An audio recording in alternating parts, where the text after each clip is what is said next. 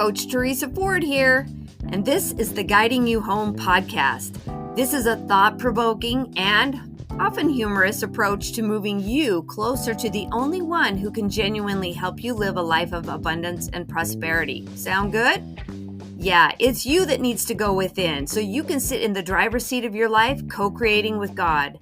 So make room for more light and knowledge. As you continue to listen, you will discover elements of how to lead with your inner light, how to act on your specific promptings, and how to follow your spiritual intuition so you can fulfill the measure of your creation. Thanks for being here, and let's dive in.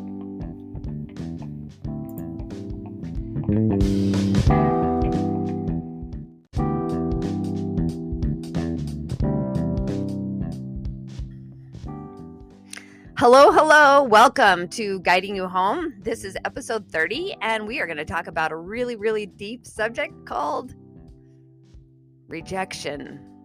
Ooh, can you feel the energy? Just kind of goes, ugh. It's like, I hate rejection.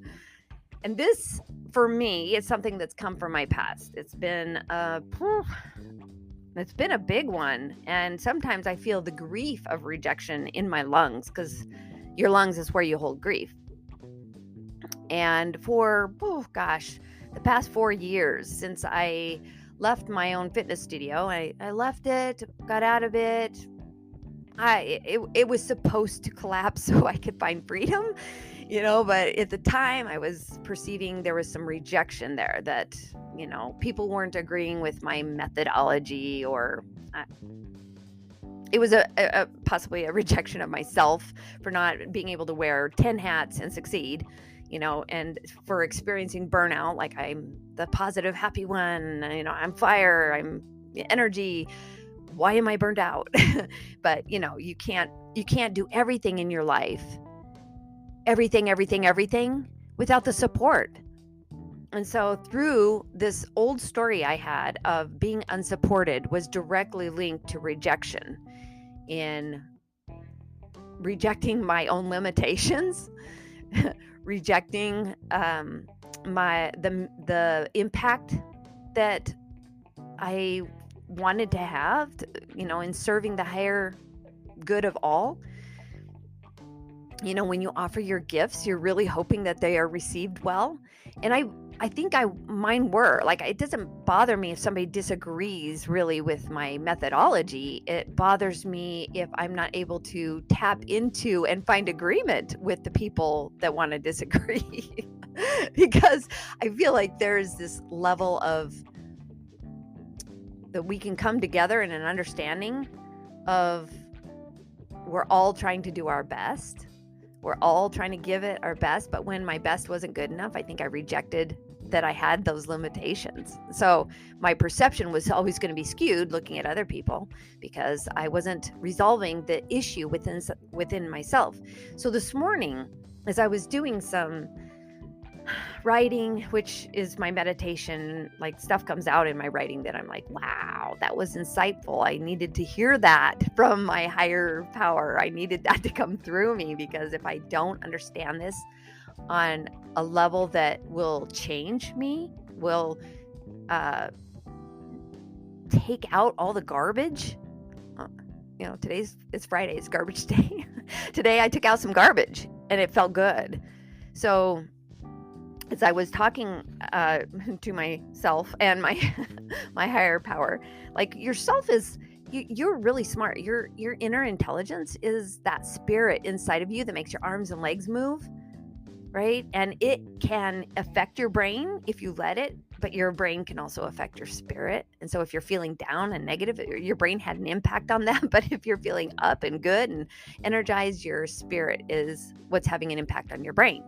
That's how it works. Your body's just the middleman. It's just, hormones up, hormones down, based on the information it's receiving, right? It's like good information, we're feeling good. Bad information, we're feeling bad. Like, that's how that works, right? There's 3 of us, and we're all trying to figure out how to play nice on the playground together. So when I have feelings or thoughts, the thoughts first, it's always thoughts, it's a meaning, and then it has an emotion associated with it. So if the thought is, I have rejection. Like, I've been rejected.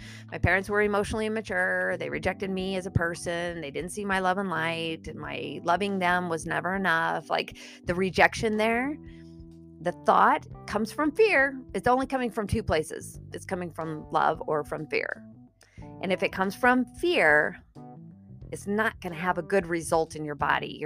Your hormones are going to go, that's scary. We're not safe. Nervous system is now on fire, fight or flight, freeze or fawn. And then your emotional state is down. Like, your energetic state has a low vibration to it. And now we're not feeling motivated, inspired. We're going to the freezer to see what kind of ice cream we have. Like, there's stuff, right? So it's really important that if we feel the low energy of feeling unsupported, thereby making that connection to rejection, that it's bringing us down, and it's not our best offering. So I was reading in Malachi this morning, in my scripture reading just changes you if you just give it a chance.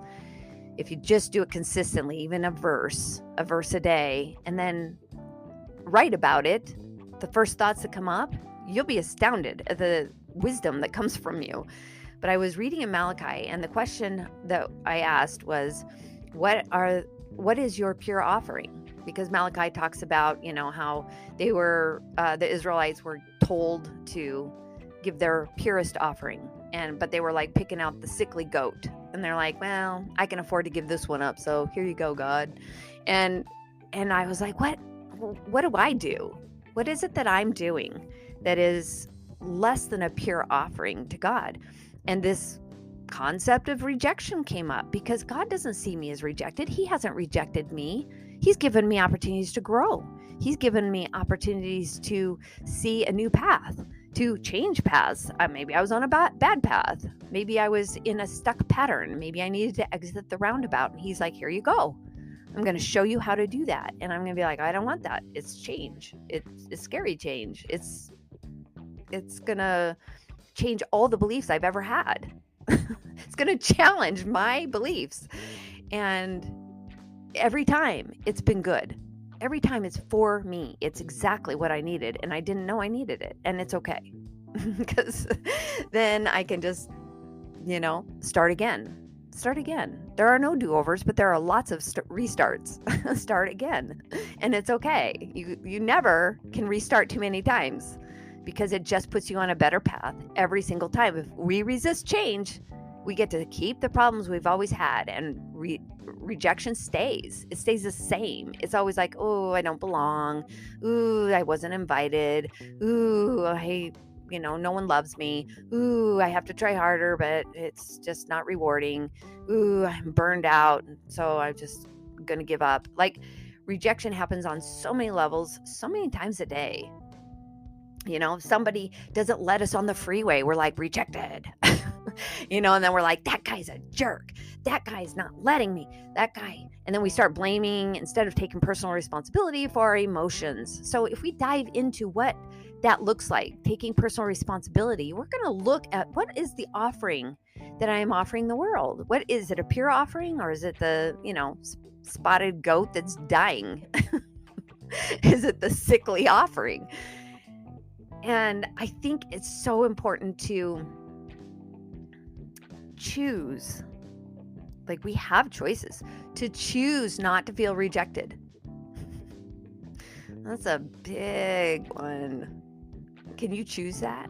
It's like, oh, no, you can't choose it because other people are the ones that are rejecting you. It's like, not really. Maybe that's just a reflection of their own self-rejection. Maybe that's just a reflection of their false beliefs. Maybe that's just a reflection of the struggle they're having today. Or they're just having a bad life. Like, it could be the whole thing. But nobody can reject you but you. You can take yourself out of the game. You can unbelong yourself. You can tell yourself that you're not good enough, that you've done too much wrong to right the ship. I mean, we're like 2 days after Twitch committed suicide. And this is like being talked about globally, that there needs to be an awareness. And I have other people in my family that have taken that path.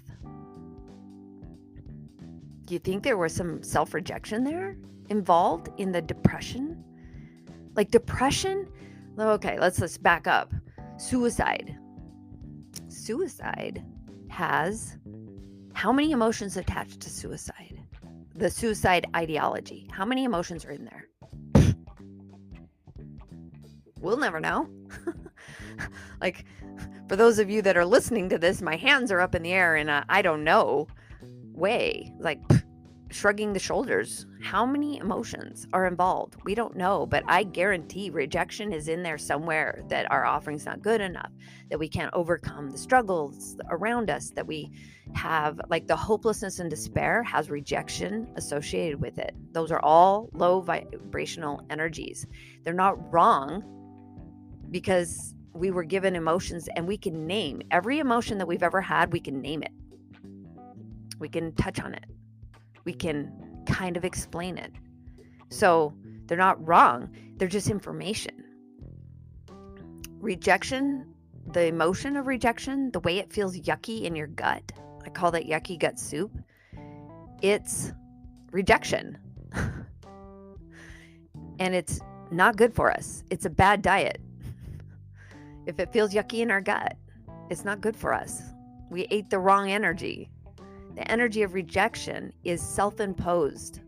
Now, when you're a child and you receive rejection, you're like, your parents are not emotionally connected. They are not accepting you for who you are. They're telling you you don't feel the way you feel. They're trying to get you to comply and be obedient and follow the family values to the letter of the law. So they look like good parents, and you feel like, they want you to feel good about you, and they think that these standards are going to help you feel good about you without helping you process your emotions and how you feel about them. We get stuck in that emotionally immature place, and rejection becomes personal. It's like you removed your love from me when I didn't do what you thought I needed to do, so it feels like rejection. Because you didn't love me in spite of my misunderstandings, my inability to comprehend at a very young age an adult concept. So when this is happening, it's really important to identify and acknowledge that it's the immature you that feels rejected. Because when you came into the world, you were not rejected. Someone kept you. They cared for you. They loved you best they could. You were not rejected. You took your first breath. So that means you were supported. Like, breath is life itself. So there's support that goes along with taking a breath. That's why this grief in my lungs that I was talking about earlier it's part of my childhood conditioning. But it's not true. It's not real. It's perceived. It was taught. It was conditioned upon me that I should feel rejected for not being whatever, X, Y, or Z, living up to my parents' emotional immaturity and their emotional immature standards. That I should know how to raise myself because they weren't going to do it for me. They weren't going to help me with it. That's immature expectations. So the rejection that lives in us, that's part of grief, loss, despair, hopelessness, even suicidal ideation, is not serving us. It's not how we rise to the potential that's in us to be happy, to enjoy life, to be present, to focus on what we have the power to change. It's an old story, and it's only hurting you. So if we're going to be real, it's not about other people. They didn't reject us. They had already rejected themselves. They were struggling to even own their own lovability. And they were just projecting their false beliefs on us, thinking they were teaching us truth. But if truth feels good and lies feel bad, then rejection falls in that lie category. It comes from fear, not love, right? So the thought you have about, I don't belong, I have no voice, I can't say what I want to say, I can't be myself around the people I hang out with, that's a lie, because it doesn't make you feel good. It makes you feel stuck. If it's keeping your relationships in a really tough place, it's a lie. And maybe you chose people to be with back when you believed rejection was true. And so now you're in relationships, friendships, co-working relationships that are not serving you anymore, because you're like, I'd really love to stop feeling rejected. I would really love to do something different than feel crappy all the time, or even in certain instances. And when it's certain instances, it triggers your nervous system to feel the way it felt the first time you felt rejected. And so you're like, what, 4? You suddenly start operating as if everyone's dangerous and you're going to remove yourself and run away. That rejection, where you take yourself out of the game, it's not serving your higher good, because you're here to fulfill the measure of your creation. There's only one of you. There is not a duplicate anywhere else on earth.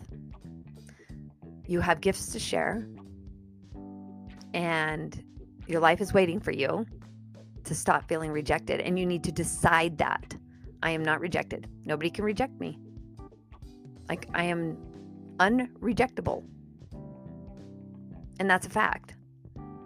But the most detrimental rejection is you of yourself.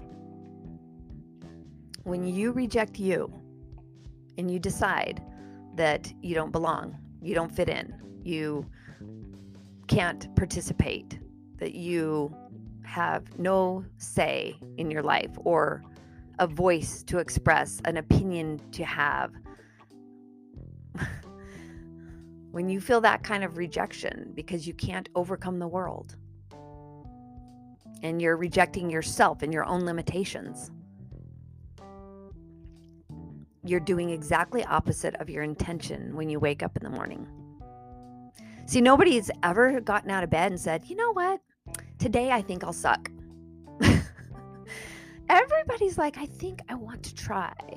I think I'm going to try to do better today. I'm going to try and enjoy my life. I'm going to try and love myself. I'm going to try and have a breakthrough. I'm going to try and make an impact. I'm going to try and love others more and,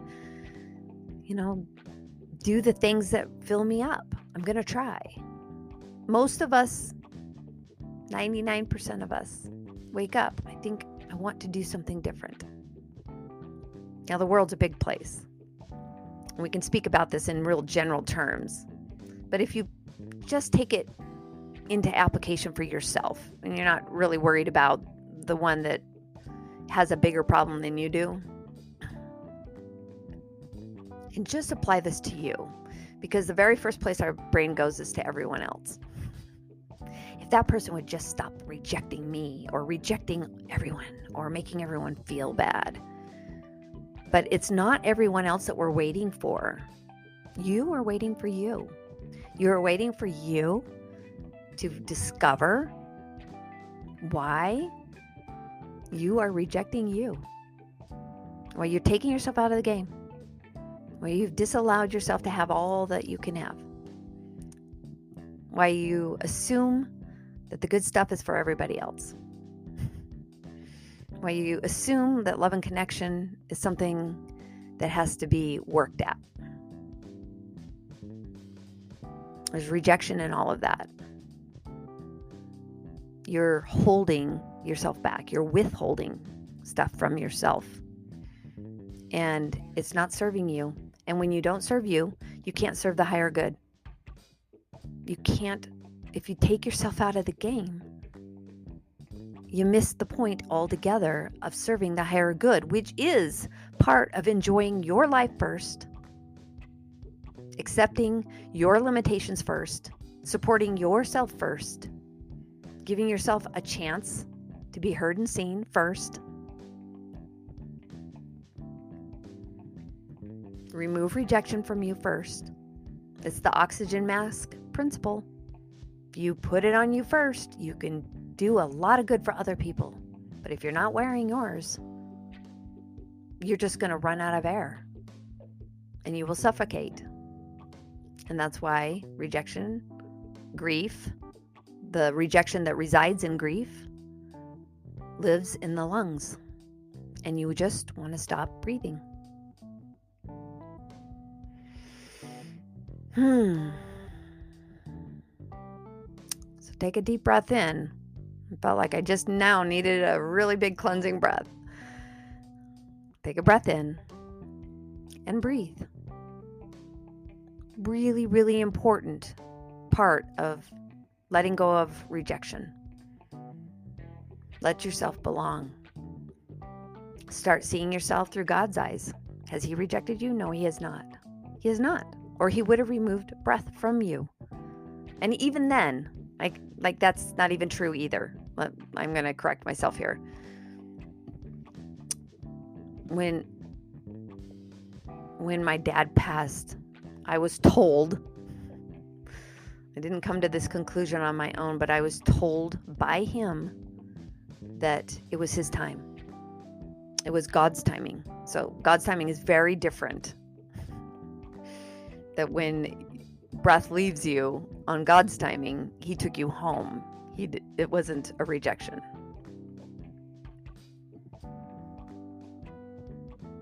I also think that when someone chooses to take themselves out of the game,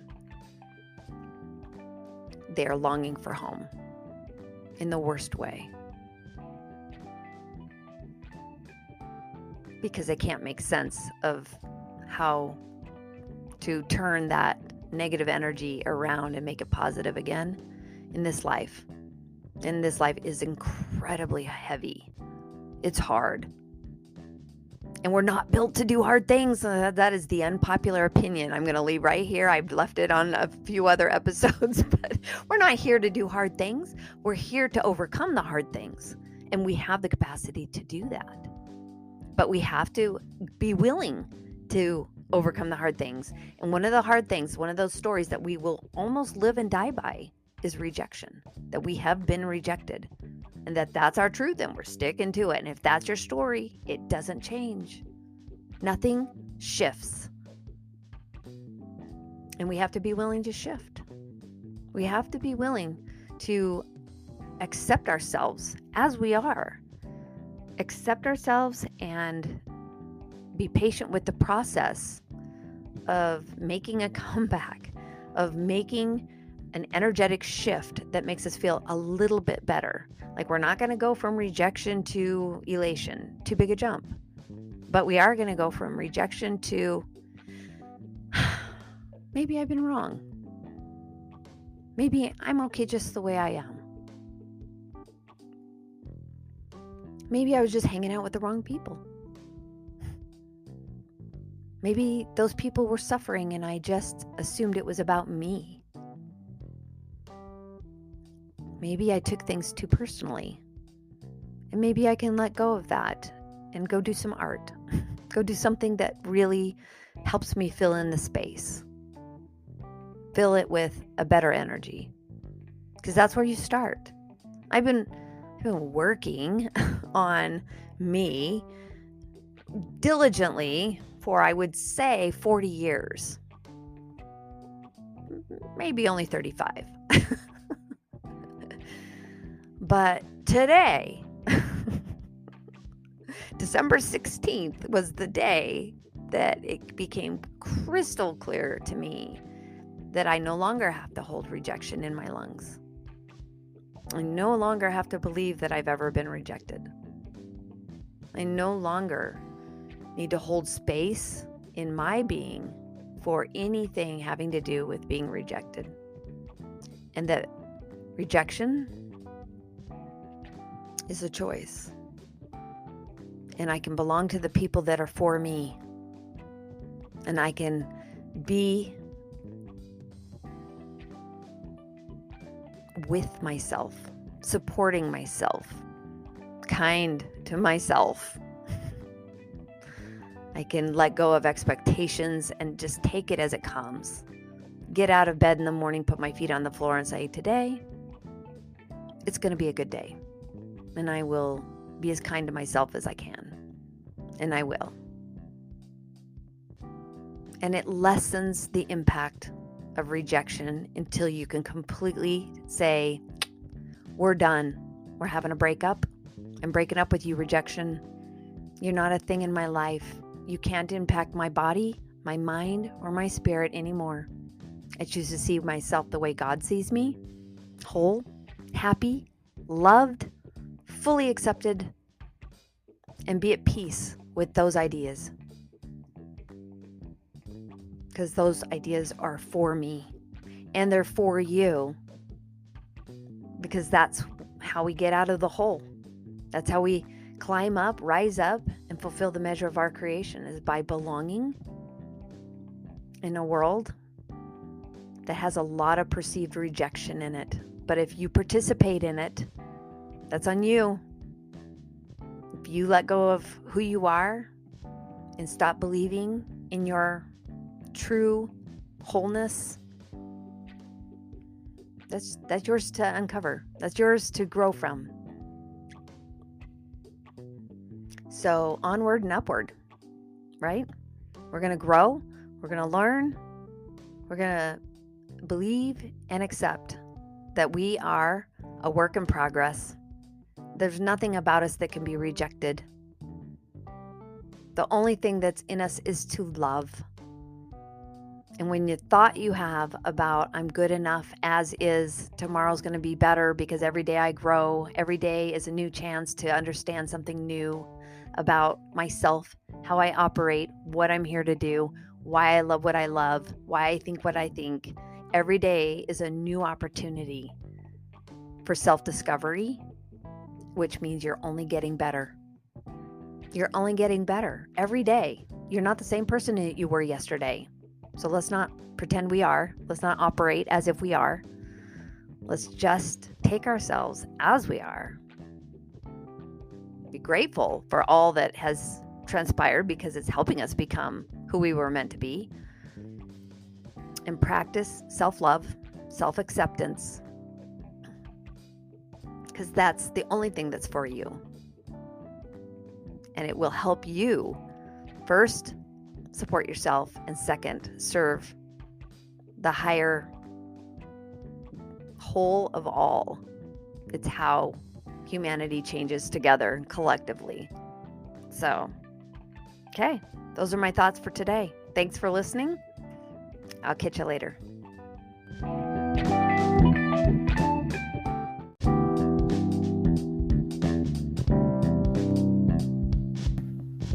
Thanks for listening. I invite you to leave your feedback and share your aha moments as you listen to this podcast. Also, you can access more information or any of the programs, courses, or worksheets that I've mentioned on these episodes on my website at teresaford.life. Or what I would really love is for you to connect with me on Instagram at teresaford.coaching and on Facebook at Coaching with Teresa Ford, so I can give you more interesting insights and further coaching to help you fulfill the measure of your creation.